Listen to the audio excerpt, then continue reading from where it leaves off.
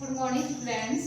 आज का जो हमारा टॉपिक है वो है 12th बायो के लिए और टॉपिक का नाम है रिप्रोडक्टिव साइकिल यानी जनन चक्र। इसका पार्ट नंबर पढ़ेंगे आज हम 16 नंबर और सब्जेक्ट अपना रहेगा जूलॉजी।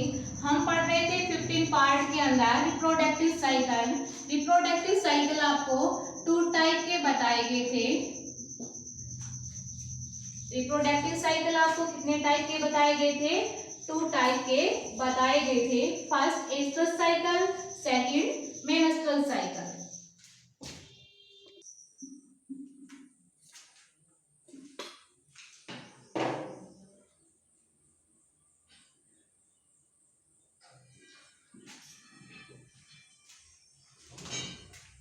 तो हम पढ़ रहे थे रिप्रोडक्टिव साइकिल यानी जनन चक्र।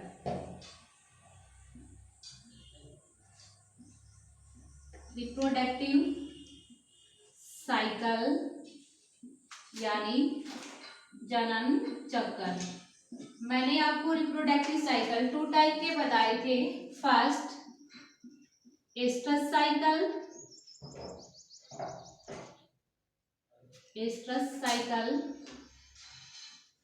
जिसको हिंदी में मध्य चक्र बोला था। फर्स्ट आपको एस्ट्रस साइकिल यानी मध्य चक्र बताया था। सेकंड मेनस्ट्रुअल साइकिल,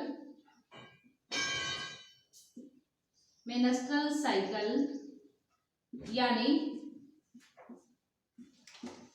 रज चक्र आप लोगों को बताया था। ठीक है, रज चक्र। तो देखिए रिप्रोडक्टिव साइकिल 2 टाइप के थे। एस्ट्रस साइकिल जिसको हिंदी में मध्य चक्र बोला था, सेकंड मेनस्ट्रुअल साइकिल जिसको हिंदी में रज चक्र बोला था। हम पढ़ रहे थे मेनस्ट्रुअल साइकिल और मेनस्ट्रुअल साइकिल की डेफिनेशन। इसके अलावा इसके अंदर 2 पॉइंट थे, मोनार्क और मोनोपोल्स। ठीक है, वो भी पढ़ लिए थे। आज हम पढ़ेंगे फेजेज ऑफ मेनस्ट्रुअल साइकिल यानी रज चक्र की प्रावस्थाएं। तो रज चक्र को निम्न 4 प्रावस्थाओं के अंदर बांटा जाता है। फर्स्ट जो होती है वो है सीजनल,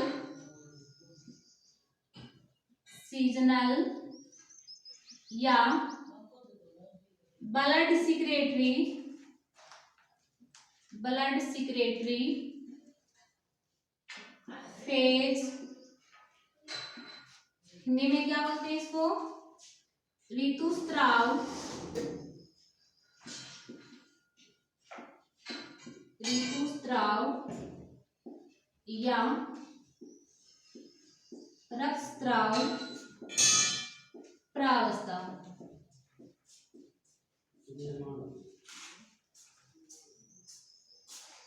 ये होती है 1 से 5 दिन की। ठीक है, second pre ovulation phase, pre ovulation phase जिसको हिंदी में पूर्व अंडोत्सर्ग, पूर्व अंडोत्सर्ग प्रावस्था बोलते हैं। थर्ड ओवुलेशन फेज,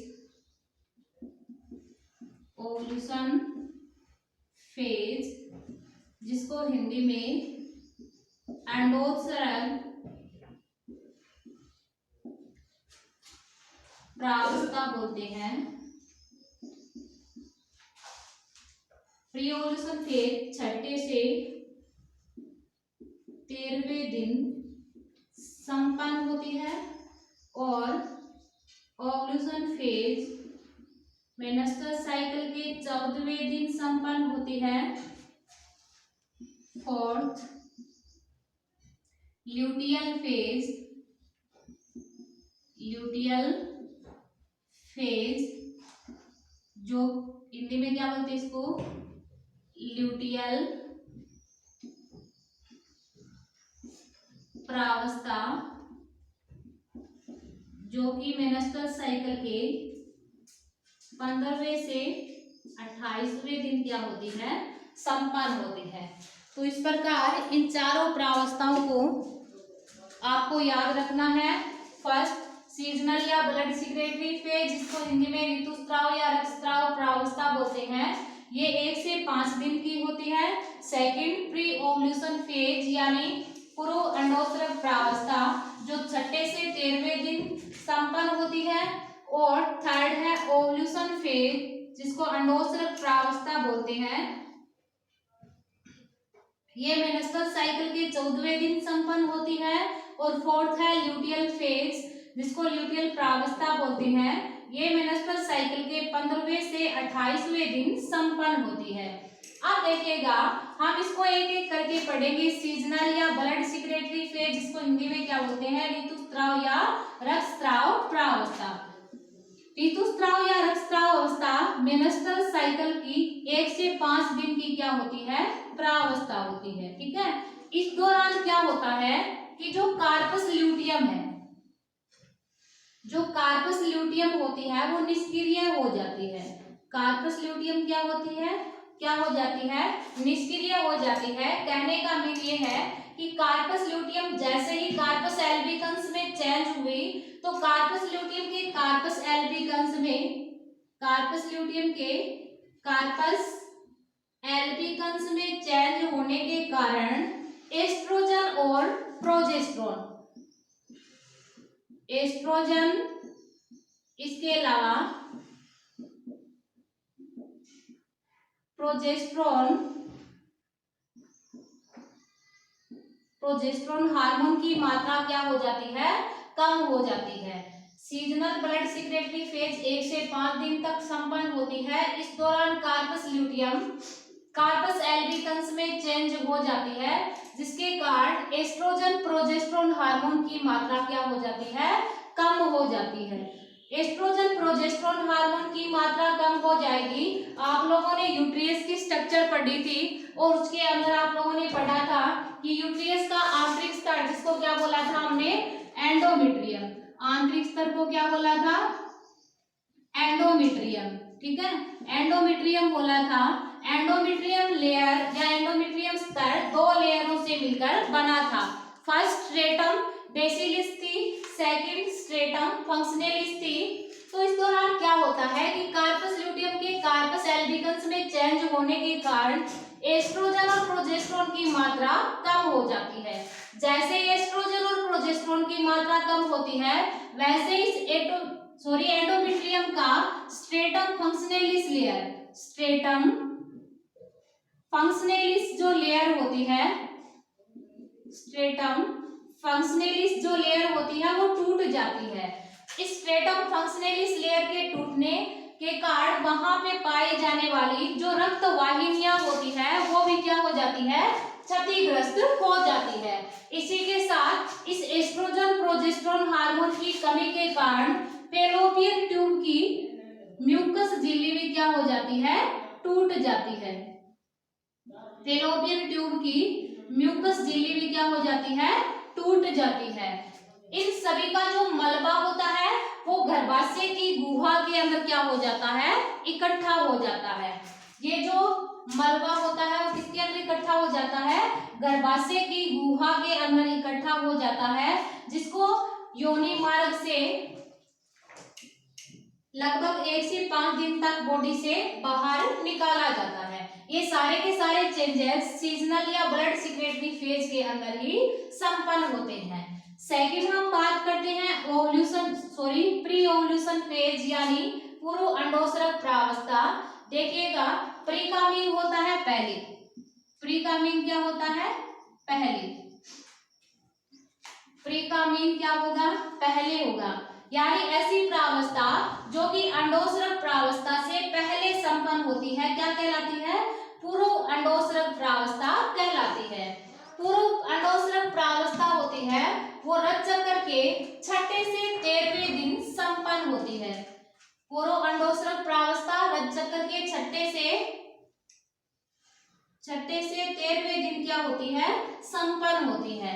इस दौरान क्या होता है, जो ग्राफियन फॉलिकल जो होता है, प्री ओव्यूलेशन फेज के दौरान क्या होता है कि इस दौरान एडिनोहाइपोफाइसिस, आप पढ़ चुके हो प्यूटिटरी ग्लैंड 11th क्लास के अंदर, पीयूष ग्रंथि की दो लोब बताई गई थी आपको, एडिनोहाइपोफाइसिस और न्यूरोहाइपोफाइसिस। अब देखिएगा प्री ओव्यूलेशन फेज के दौरान क्या होता है कि जो एडिनोहाइपोफाइसिस, कौन सी, एडिनोहाइपोफाइसिस, एडिनोहाइपोफाइसिस को क्या बोलते हैं, अग्र पीयूष ग्रंथि, अग्र पीयूष ग्रंथि।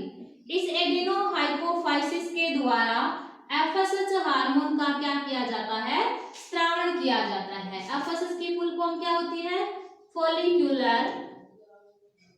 फॉलिक्यूलर स्टिमुलेटिंग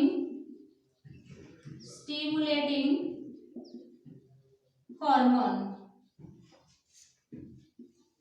एफएसएच की फुल फॉर्म क्या होती है, फॉलिक्यूलर स्टिमुलेटिंग हार्मोन। तो देखिएगा प्री ओव्यूलेशन जो फेज है वो मेंस्ट्रुअल साइकिल के छठे से 13वें दिन संपन्न होती है। इस दौरान अग्र पीयूष ग्रंथि के द्वारा एफएसएच यानी फॉलिक्यूलर स्टिमुलेटिंग हार्मोन का स्रावण किया जाता है। ये जो एफएसएच हार्मोन जो होता है वो अंडाशय के अंदर पुटकीय वृद्धि को प्रेरित करता है। किसको वृद्धि करता है, प्रेरित करता है, पुटकीय वृद्धि को प्रेरित करता है। अब देखिएगा इस पुटक के अंदर एक ल्यूमन यानी गुहा पाई जाती है, जिसको क्या नाम देते हैं अपन, एंट्रम नामक गुहा। क्या बोलते हैं, एंट्रम नामक गुहा। इस एंट्रम नामक गुहा के अंदर जो द्रव भरा रहता है उसको अपन क्या नाम देते हैं, फॉलिक्यूलर लिक्विड यानी पुटकीय द्रव। क्या नाम देते हैं, पुटकीय द्रव। अब देखिएगा इस पुटकीय द्रव के अंदर कौन सा हार्मोन पाया जाता है, एस्ट्रोजन हार्मोन की सांद्रता यानी एस्ट्रोजन हार्मोन की मात्रा पाई जाती है। इस एस्ट्रोजन हार्मोन के प्रभाव के कारण, एस्ट्रोजन हार्मोन के प्रभाव के कारण होता क्या है वो देखिएगा,